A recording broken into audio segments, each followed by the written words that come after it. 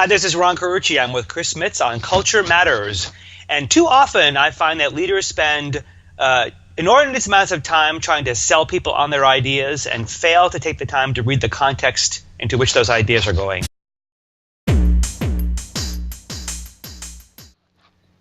Good morning, Ron. How are you?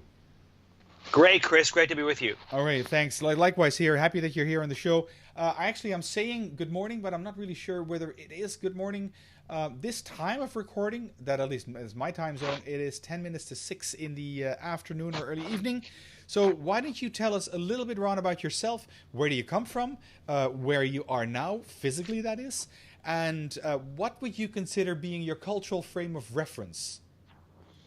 So I am, as we speak, it is good morning here in Seattle, Washington. Okay. Although I do hail from New York. I'm a displaced East Coaster here in the U.S. And for those of you listening in the U.S., you understand how culturally different that really is. Yes. I spend my days with a wonderful group of colleagues at the firm Navalent, where we traipse through organizations of all kinds, helping them on very disruptive and wild transformational journeys. Okay. My culture frame of reference is, in fact, organizations and communities. Large groups of people coming together in some common endeavor, in some common aspiration, trying to accomplish something. Okay. That's a lot of how I see the world. Okay, it's a good thing. Thanks for the introduction here. So you're in Seattle, Washington, which is it raining right now? Because it's raining there a lot. Of course it is. Standard practice. Before you say anything else, Ron, can I ask you to your shirt, what is against your mic, so it's a bit of a scratching sound that we hear as well. That's a lot better. I can actually see what you're doing because we're recording this as well for YouTube. And if you want to get a glimpse on what Ron is wearing right now, which was causing the scratching sound, you can go to culturematters.com/YouTube and you can find the video recording there as well. So. So it's raining right there. Isn't that? Aren't you missing that, like the good weather or the cold winters in New York, and then getting the rain instead? I do miss four seasons a lot. It's we have 2 seasons a year in Seattle: beautiful summers and crap. And crap. Yeah. By 10 months of the year. But I do miss 4 full seasons from the Northeast for sure. Okay. Mm-hmm. All right. You work for a company. Your company is called Navalent, Navelant, correct? Navalent, yeah. Nava. Okay, Navalent. Where does it name come from? That's the first question I thought of when I saw your name passing by and we set up this conversation. So it's an interesting word. It comes from the root of 2 different words: navigate and valence. Oh, okay. Valence is the chemical property with which people, where two chemical properties have to bond together to form some reaction. Usually a provocative or transformative one. And so literally the word means navigating the bonds of transformation. Okay. All right. You still have to work on the shirt because it's the color is just up too high. That's it. I'm sorry about that. Otherwise. Okay. Well, then I'll move the mic up. That's up. That's good. Yeah, that'll work. Okay. Navalent. So, okay, now we know where the name comes from. And then you said your cultural frame of reference is transformation. What is a transformation, and what kind of transformations do you do? And is there like a common denominator in terms of this is what companies want to transform from one to the other? Yeah. So many organizations that call us are stuck in some way. They're either they've hit a ditch or they've hit some competitive difficulty, or they're unable to act or respond, or some new leader has arrived into the organization and has either some perceived or real mandate to create some kind of a change in the organization's performance. And typically they pull, the common levers of the org chart, or they bring in armies of consultants to redo a strategy. They bring in a classic set of levers that often don't work to bring change about. And so when they get frustrated and stuck, they call and say, hey, I'm trying all these things and nothing is happening. And so because we see organizations and systems and holistically, it's typically a little bit easier for us to find out what lever they're not pulling or what approach they're not taking, where their challenge probably resides, and help them step back, choose more holistic solutions, and actually get change to happen. So can you give us an example of what a lever is that organizations are pulling, and what is the holistic approach? How does that differ? What's an example of that, Yes. or a story? So a large food manufacturer called us and felt like so their opening lens was culture. And they said, let's change the values. We want to put new values in. And unfortunately, most of the values they wanted to install were corrective, right? So the organization was not responsive. It was slow. It was not a particularly highly accountable organization. People had been allowed to be complacent in performance and not live up to their commitments. And so they wanted to reframe a whole new set of values that put in a new set of beliefs that actually corrected the behavior. Well, of course, you have many problems there. One of which is no value set defined is going to ever change behavior in and of itself. And if all the values are meant to correct bad behavior, you can be sure the one thing that they won't do is change behavior. Yes. Secondly, the problem wasn't necessarily behavioral. You had a structure in place that was highly bloated. You had business units that were fragmented, not making money because they didn't belong in the portfolio. You had a very unclear strategy. You had work and roles defined in very inelegant and fragmented ways. You had broken processes that could not move information across this very large global enterprise. And you had very poor talent practices. So there were numbers of systemic problems that the leaders wanted to were hoping for a silver bullet, that if we just paint out new values and announce them and build a very expensive campaign of beautiful posters and mugs and screensavers and lots of pretty videos that announce what these values mean, that somehow we'd have a whole bunch of new behavior. And of course, that's not how it works. No. So our work was to help gut from the inside out a very different look at how the organization needed to be framed, a very different look at competitively how the organization needed to position itself, get clear on what customers it was serving, what consumers it was serving, what customers and consumers it was not going to serve, and with what capabilities, and then architect an organization holistically. So what we call software and hardware. So culture, processes, people, systems, governance, decision rights, in an integrated way to match that direction. So that's to some extent that is the 7S model of McKinsey: the slow-moving variables and the fast-moving variables. Does that make any sense? It's so our systems model is a little bit more dynamic than that. There's a static model, but you get the idea. It is a much more systemic approach to inputs, throughputs, and outputs, a more open systems model. Yeah. So you did this example comes from within an organization within the United States, correct? Yes. Yes. To what extent does it become more difficult, I guess? I mean, it's a bit of an assumption. To what extent does it become more difficult to do this if that organization operates internationally? Well, this one does. This is a global it's a global food company. So multinationals, the difference becomes geography plays a different role, right? So if in the role of the portfolio, the geography as a unit of analysis is important, that's one opportunity. If the geography relative to other groupings of work needs to be de-emphasized, then that's a different issue, right? So how it is we determine what role geography plays is the first step in determining how do we treat the multinational aspect of the organization. Where is its consumer base regionally oriented? Is its consumer base not? But the second part of that then becomes cross-cultural issues, right? So when you think about Asia versus Europe versus Latin America versus North America, you have to take into account, are there cultural nuances or big C cultural differences that will affect positively or negatively the changes you're putting in place, and account for those. And is there a common denominator? A common denominator.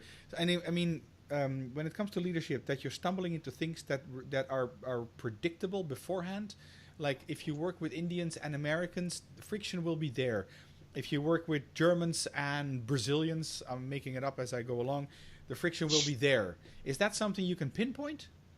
I think there are always patterns. Yes, well, that's what I mean. We have a large pattern library we're always screening for. I don't know that there can be heuristics. I don't know that you can always have rules of thumb. I think you have to look at the context of that organization to know which patterns might or might not apply. But the data, the diagnosis has to show you that pattern. You can't just walk in assuming that it'll be there. Sometimes there are certain cross-cultural frictions that you can predict. Sometimes there are not. Right. I think it depends on how that organization has required participation from multinational participants, right? You have plenty of organizations that are global that have done a great job Yeah. of making the borders neutral. Yeah. And you have some organizations, by virtue of how they set themselves up, that have inserted tensions among any cross-border population because they've inserted frictions that appear to be cultural, but that really aren't. Example? Yeah, so if you have your call center and your service center situated in Asia, Yes. and you have your supply chain situated in South America, the division may not be cultural that there's problems. It may be that your core process of how products get ordered and shipped to around the world is broken, and technologies don't talk to each other, and there are language barriers, and there are institutional problems, Yes. right?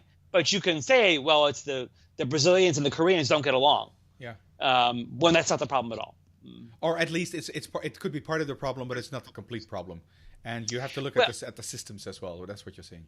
Yeah, well, I think my guess is the first place I wouldn't look would be, the ethnicity, right? I mean, I certainly wonder about that, but the reality is sometimes the ethnicity becomes the problem when the more systemic issue isn't being addressed, right? So those damn blankety blanks can never cooperate. Yeah. But the reality is you're set up to be at odds because none of the things that need to be built to force cohesion, to force integration are there.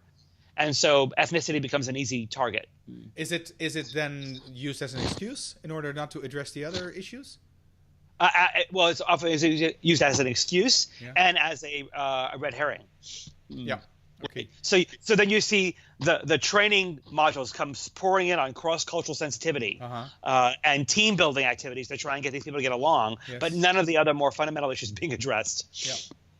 Okay, so you with your organization Navalent, you would say you are addressing these underlying or these core issues rather than the intercultural issues.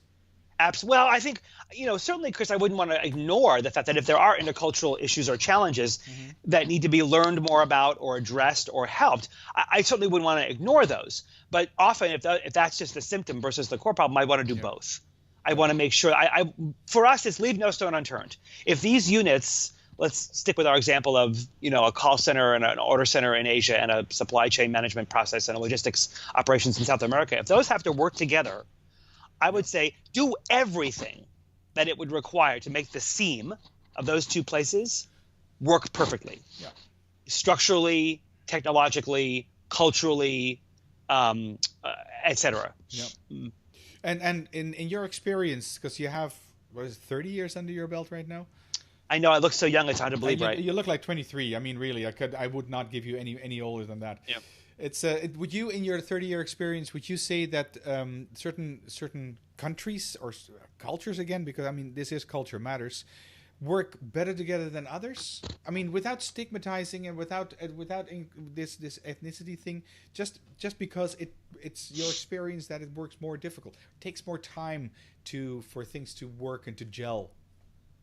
Well, I think there are some patterns. Again, for me, context is everything, right? So the competitive context, the technical context, but so one mythology is often that in Asia, because in Asia cultures are very hierarchical. Yeah. Candid feedback is always difficult to give. Information doesn't move as fluidly, hierarchically, or vertically. I think that sometimes is true, but often it's not. I think if you go to Korea, there are Korean organizations that do quite well with feedback. You know what I mean? So I think you have to sort of be aware of certain kinds of patterns where cultural norms of the location are competing with cultural norms the organization is trying to create. Right. And be aware of how do you help not put those in direct opposition to each other, but at least help them be compatible. Right. But a lot of times, again, like in the example, the competitive context, the technological context, the leadership context of the organization itself inserts tensions where there might not be any otherwise. Yeah. Okay, good point. And having said this, do you agree with me? This is a question I've written down actually, and I'll read it out to you. It's a bit rhetorical in a way. So I've written down. I'm sure you'd agree with me that you can't use a leadership or / management template from one country and apply it to another. Well, first of all, you need to agree whether that is true or not. And if you do, what do you do then? I would have stopped the sentence after template. Okay. I don't think you can have a leadership or management template. Period. Whether it's as a lens on cross culture or department or function or discipline of any kind. I think we have too many recipes or formulas for leadership that are dangerous, misapplied, and devoid of thought. Right. In our 10-year longitudinal study, we did with 2,700 leaders on what causes success or failure in leadership as they rise to the top. Context was one of the major causes of failure and the major differentiators of success. That you could read the environment around you, you could study the environment around you, you could build the kinds of connections needed there. And we don't train leaders to be contextually intelligent enough. And so culture becomes a very cheap and superficial label on which you put problems that are behavioral but not systemic. Leaders don't understand and appreciate the culture they help create through their own behavior, the cues they send, the example they set, the unintended consequences of choices they make that others then shape their own behavior to follow. Is that what you mean with contextually intelligent? As part of it, I think contextual intelligence includes understanding the impact of your behavior on the environment, but it also includes paying attention to what's happening inside and outside the environment you're leading in, being curious and anthropological about why are things the way they are, not assuming that the answer you have is the answer they need, not assuming that you have some mythical mandate to change something in a one-way process. Contextually intelligent leaders understand that the environment has as much to shape in me and change in me as I have to shape and change in it, and they show up that adaptive.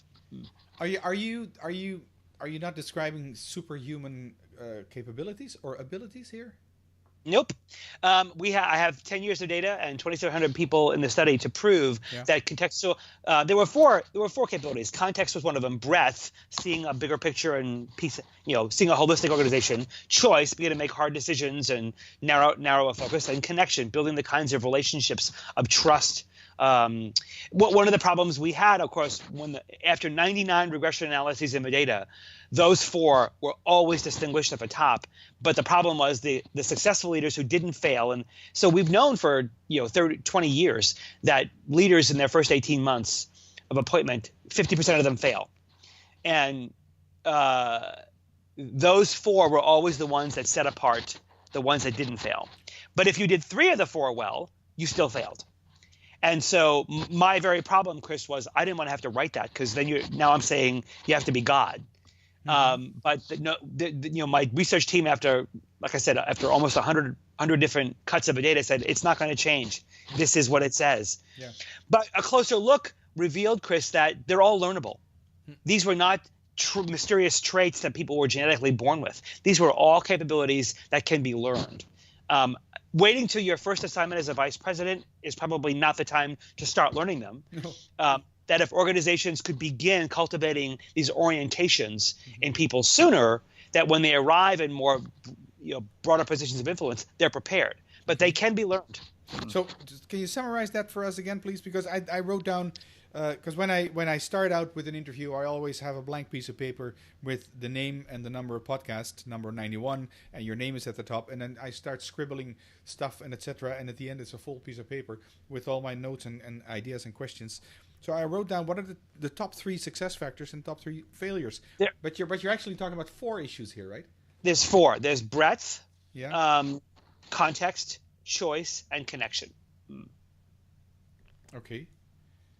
Choice, I'm writing that down as well, and connection. Okay. So is there, and you're saying if you do 3 of them, you're going to fail anyway. So you have to do all 4. Yeah, and that was the hardest and most painful part of the data for me. Was there were 7 or 8 different factors we were analyzing across a variety of cuts, but those 4 were consistently the ones that set the leaders who didn't fail apart. But You couldn't be good at two, okay at one, and developing in another. Okay. You had to be good at all. You had to be good at all four, which in part explains some of the failure rates, right? It's why the failure rate's so high. Yeah. The bar is so high. Yeah. But think about it. We're entrusting the most important strategic parts of our organizations, the most important competitive capabilities and performance to these most senior leaders. Of course, the bar is high, right? Why wouldn't it be? Yeah. And so with the billions and billions of dollars we're spending trying to develop people and coach people, why are we getting better results? But the reality is we now have data that says, and it was very heartening to us. We published the data in Harvard Business Review, and Harvard named that research as one of that year's ideas that mattered most. We got hundreds of thousands of responses and reads on the data, all saying yes. People inherently resonated and recognized that in their own lives and in the leaders they respected most, those four things to be true, and could also recognize any one of them missing as an outage that caused some catastrophic failure or frustration. So it was really heartening to watch people. And of course, the most heartening part was getting emails or letters or notes from folks saying how they'd adopted them and shifted their careers. Okay, so you wrote a couple of books as well that have done very well. They've been bestsellers as well. And two books you've written is Rising to Power, The Journey of Exceptional Executive Leadership Divided, and What Emergent Leaders Need and What You Might Be Missing. Which book covers these four items? The first one, Rising to Power. Okay. It's the book on which the research is based in that book. Okay. What's the other book about? Leadership Divided was a book a while back. It was before we had this cross-generational horrible term called millennials, but it was at the outset of beginning to this generation was appearing on the scenes and appearing and showing up quite differently, and people were struggling with how different they appeared to be. And so this was a research study on what is this chasm about, and why do we keep blaming the year people were born as a problem. And so it was a pretty wide study on so we simply call them emerging and incumbent leaders rising up and leaders already in place. We didn't and we what we discovered in the research was that birth year had little to do with the difference. There were 6 other factors that determined why cross-generational leaders could or couldn't connect well. But the issue wasn't which one are you, incumbent or emergent. The issue was which are you when, because there were times incumbent leaders were actually the emerging leaders, technologically, for example, and vice versa. So the issue was one of relationship, not demographic. And trying to label people by their birth year, boomers, Xers, whatever, was foolish and only further served to divide them, not bring them together. Okay. All right. So your the first book I mentioned, Rising to Power, that is the book that covers these say 4 cornerstones. How would you call these? They're just 4 dimensions of success. Okay, 4 dimensions of success. Are there any dimensions of failure as well? Like do this and you're out? Well, so each one of them has a dark side, right? So, we saw the folks in our study, we isolated 100 leaders in mid-ascent, almost so we could, like in slow motion, watch them to see why were these leaders suddenly, when they're in the middle, they're a senior director, labeled as high potential and the next coming and all these extraordinary things. How could they suddenly, within 18 months or sooner, become disasters? That just made no sense. What could possibly be accounting for their such complete inability to adapt to a higher altitude? And so in the isolation process, we studied all of the landmines that organizations put in their way. It's not like these people are setting out to fail, but each of those 4 dimensions has a dark side. So, for example, when we're selecting leaders for broader assignments, whether they're coming in from outside the organization or from inside, we look at their resumes, which we've known forever are the most unpredictable devices or invalid assessments. Invalid, right? But we use them anyway. Yeah. So we have nothing better, really. Oh, not true, Chris. We have plenty of better. We have so many more better, reliable selection devices than a resume. Okay, we're just too lazy. Finish the first story, and then give us some ideas in terms of how to do that better. We're looking at the resume, and we say things like, "Wow, you've turned around 2 or 3 supply chains. That's what we need. Or, my gosh, look at these amazing brands you've built. That's what we need. Or, look at these financial systems you've built as a financier. That's what we need our CFO to do. Yeah. Well, in those conversations, we are setting that person up to fail. Why? What we're saying to them is, you have a formula. You have a recipe. You have an approach. We want you to bring that approach here. Yeah. So the person shows up and starts slapping on their approach because you told them that was what you needed. Yeah. And of course, not surprisingly, the organization resists. It doesn't fit. Yeah. They don't contextually try and adapt it. They just come in with this mythical mandate to apply what they've learned or what they've done. Applying one template from one organization or one institution or moment into another, and they hope it fits. And of course it won't, right? So, but they were told to do it. So that's a failure of context, right? Yeah. They arrive, and so they get very frustrated. So they start managing up the people who hired them. The boss is saying, you didn't tell me it was this bad. And they stop protecting the people above them from seeing what's really happening. Meanwhile, their diagnosis has become an indictment of what's there. So they're now alienating their direct reports and their peers, right? Yeah. Who are the two single most predictive populations of your success when you come in and see what it is. Your peers and direct reports. So now you have a failure of connection. Yeah. Okay. So you can see, and we've all seen how the story plays out. It's pretty ugly, and it's a people back away, and this is slow death. Okay. So each of those dimensions has reasons that their absence or their misapplication or their failure causes the leader to flame out.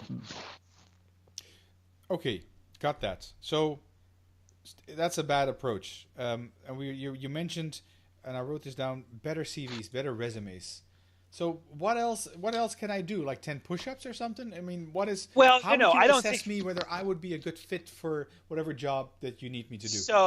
So we're seeing more and more organizations now use behavioral event interviews, right? So I'm selecting for a set of competencies and a set of success factors. Use behavioral event interviews. Make people tell you their stories in which they've demonstrated success in a certain degree of competence or a certain degree of requirements of the role. And we know that psychologically and professionally, a well-designed behavioral event selection process is much more predictive of whether or not someone will succeed in a role. Make people do work. Make people show you, through some type of assessment process, present to you, demonstrate work products. Make people demonstrate competence to you or a track record of effort and tell you ask them, how would you adapt this here? Ask them to tell you how they would spend their first 3 or 4 months. Isn't that still like, how do you say? I mean, people like social desirable answers. Isn't that what you're soliciting then? No, you can. So people who are very familiar with behavioral event interviews will come with their stories prepared. But if you distribute the selection process across a number of people, you can tell if somebody's gaming the process. It's very difficult to lie in a story when you don't know the stories you're going to be asked. Yeah. So if across a set of selectors you heard the same story 9 times, that's a red flag, right? So, but it's very difficult for someone who's actually demonstrated the kinds of competencies you want and can tell you how they would adapt them, including asking for a story of when you've had to adapt. Tell me a time when you had to modify who you are and how you approach things to fit a context. You can test for it. So rather than saying, let's go through a tour of your resume and tell me about the jobs you've done, which tell me nothing, prepare a set of selection devices, and because they won't know what competencies you're selecting for. They won't know what the profile of the role is. They're just going to tell you through their own demonstration of their own success. And you'll be looking for, are they demonstrating the competencies of strategic thinking or cross-border collaboration or setting hard priorities or dealing with difficult employees or having to fire somebody or their own how they learn from their own failure. They won't know what you're looking for, and nor should they. And that's what makes the process more reliable. Is they're just having to demonstrate success through a set of experiences and stories. You have to the selectors have to do the analysis. Assessment centers, watching people in in performance, Yeah. whether it's through a presentation or through a work product or through some demonstration of capability in your environment with your people. So you can see, can they blend in this environment? Those kinds of devices take more work and effort. They take more preparation time. And today you see people parading, especially in high growth companies, people getting through, 20-minute interviews while the person's on their phone like this going, so tell me about yourself, and they're like this. So the person being interviewed is actually not being paid attention to. Oh no! And so at the end, the person goes, well, you seem nice. Oh, good luck. Bye. Yeah.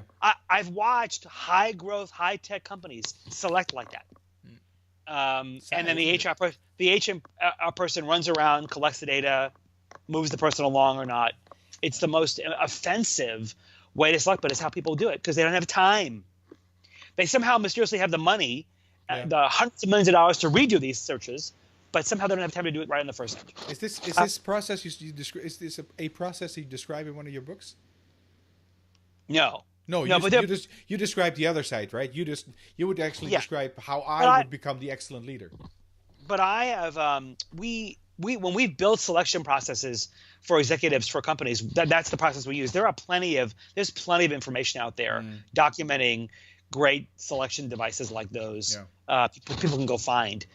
You just have to have the discipline to use them, and you have to force hiring managers and HR has to be the ones that force the process to be used in a disciplined, responsible way. But they're not doing it. They're not doing it. And what you're looking for are people that are able to connect, that have a breadth, that can understand context and understand choice, or can make choices as well. Those are your four. Well, I call them cornerstones because I put them in four corners on my blank piece of paper. Is this book published already? Rising to Power. It is out. Yep, it is out. It was it hit #1 on Amazon's bestseller list in its categories, and it's available. And it's you can find it on Amazon. You can come to our website, and there's an executive summary on our website you can download to read first if you want. There's also the research is on our website. You can read how we got the data. So okay, great. And it's in ebook, I reckon, and in hard copy as well. Yep. Yes. What's your next book going to be about? That's such a funny question, Chris. Oh. This one almost killed me. Okay. I don't know, but so interestingly enough, I don't. The answer is I don't know. But so we now have our 10 years of data has now become 15 years of data. Right. We now have 3,300 folks in the database, and when we isolated the data, so we'll go back to our systems conversation. We isolated leadership behaviors because that seemed to be, but all of the other aspects of a system, strategy, direction, identity, culture, people, processes, governance. We didn't analyze those as an integrated set of dimensions and their correlations to each other. So the unit of analysis was the individual, but I'm much more fascinated by systems, and so we have begun the process of asking our research team to go back and say, okay, we've now talked about what the individual unit of analysis told us. In this search, what can we go back and learn with 5 more years of data about the other parts of the system and how they interrelate with each other and what that can tell us about organizations and how those that thrive versus those that don't. So we are beginning the process of going to look under the hood and see what's there. I don't know if it'll result in a book or not, of course it will, but I'm much more naturally intrigued by that. So I have to scratch I at least have to know what's there. Okay, well, that's very good and very interesting, and good luck with that as well, because you never know what you're going to find. And that's interesting as well. Well, it's also the power of AI, right? So we had great artificial intelligence. We had IBM Watson to use, and it's pretty creepy technology in what that stuff can do. And now the AI tools that have come even since that first are even more sophisticated. So I'm very eager to see. I can imagine what that will tell us. Yeah. Eager and scary, possibly at the same time. Yes. Yes, I am very scared. Yeah, I can understand that. Ron, we're coming to the end of the interview. We're about 30 plus minutes into the interview. So, coming to my final 2 questions, can you give us 3 tips to become more culturally competent? Yeah. Well, first of all, become curious. Read context. Say that again. Repeat that again. Become curious and become anthropological. Read the context around you. Okay. Start with questions. Start with how do these things come to be? Start with asking yourself then, how do I adapt to this context? Okay. And then ask for feedback. Ask others to tell you how they experience you in that context. Ask for folks to tell you, how can you be better? Where can you improve? Don't just assume that your own versions of adaptation are effective.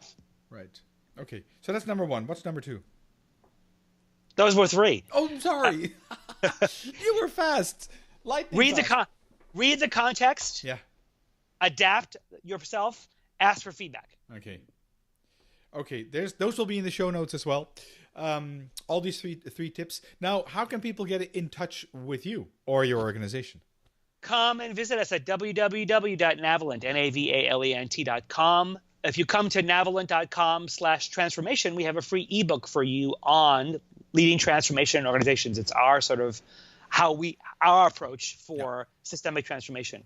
If you go to the website and find Rising to Power, there's a Learn More button there where you can find the executive summary, you can find the research, you can find more about us. We have lots of videos. We've got a quarterly magazine. We'd love to send you on organizations and leadership issues. There's even an issue, a back issue you can go get on culture.